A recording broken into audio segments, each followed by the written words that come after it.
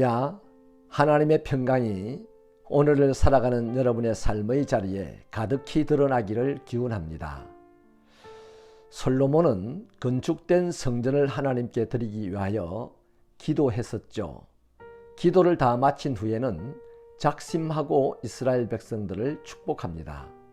그런데 그 축복이 듣기에 약간 거북했던 것은 명령으로 되어 있기 때문입니다.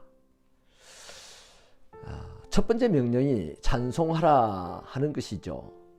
이것이 우리에게 축복인 이유는 하나님께서 죄인인 우리와 함께 하실 수 있는 가장 근본적인 수단이기 때문입니다. 하나님의 함께 하심은 곧 우리 삶의 자리에 넘쳐나는 평강입니다. 연약한 인간의 삶의 자리에 평강보다도 더한 축복이 어디 있겠습니까? 그래서 찬송하라고 하는 이 명령은 곧 우리에게 축복입니다. 본문에서 솔로몬 왕은 한 가지 더 명령을 하죠. 계명을 지키라고 합니다. 8장 61절을 제가 읽어드리겠습니다.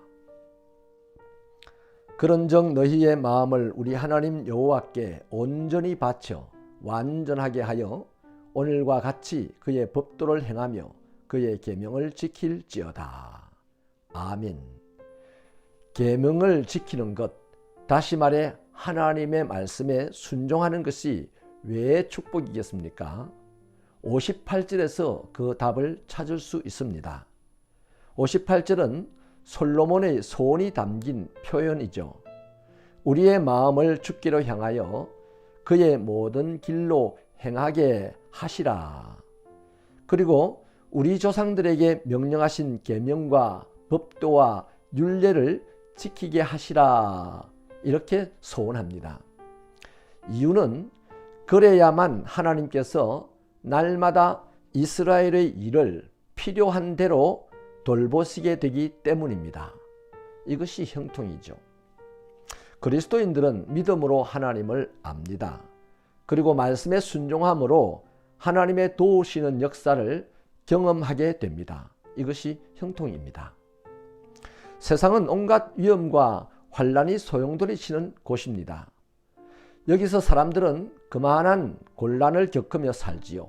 하지만 그리스도인은 그러한 삶의 자리에서도 하나님을 믿으며 하나님의 말씀에 순종하고 삽니다. 세상은 그리스도인이 하나님을 믿는 것과 하나님의 말씀에 순종하는 것을 이해하지 못하고 더 나아가 조롱까지 합니다. 그래서 하나님의 도우심으로 그리스도인의 삶이 형통하게 되는 것이 꼭 필요합니다.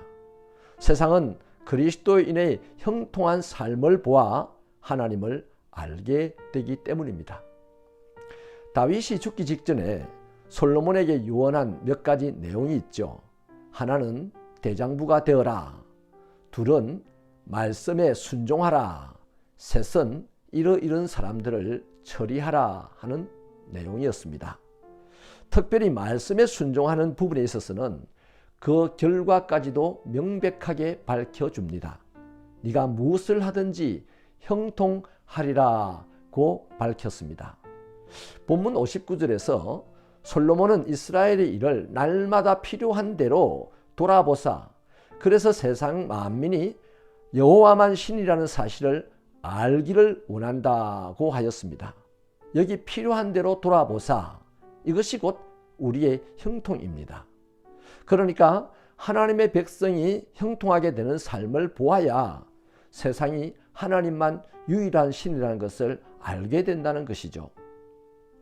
이를 위하여 솔로몬은 이스라엘 백성들에게 강력하게 요구합니다. 그런즉 너희의 마음을 우리 하나님 여호와께 온전히 바쳐서 완전하게 하여 오늘과 같이 그의 법도를 행하며 그의 계명을 지킬지어다 라고 요구하는 것이죠.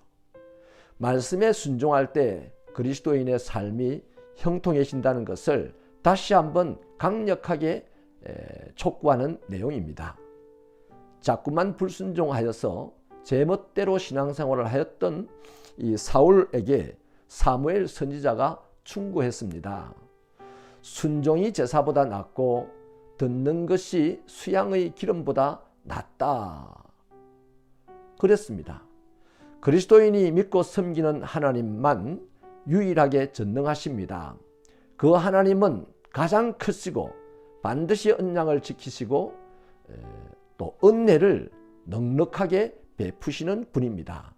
그렇다면 이 사실을 믿는 그리스도인은 얼마든지 말씀에 순종할 수 있을 것입니다. 그리고 반드시 그는 형통하게 이 땅을 살게 될 것입니다. 요셉이 그렇고 다윗이 그랬습니다. 이외에도 수를 셀 수 없는 증인들이 많이 있습니다. 이제 저와 여러분이 이에 대한 증인이 되기를 소원합니다.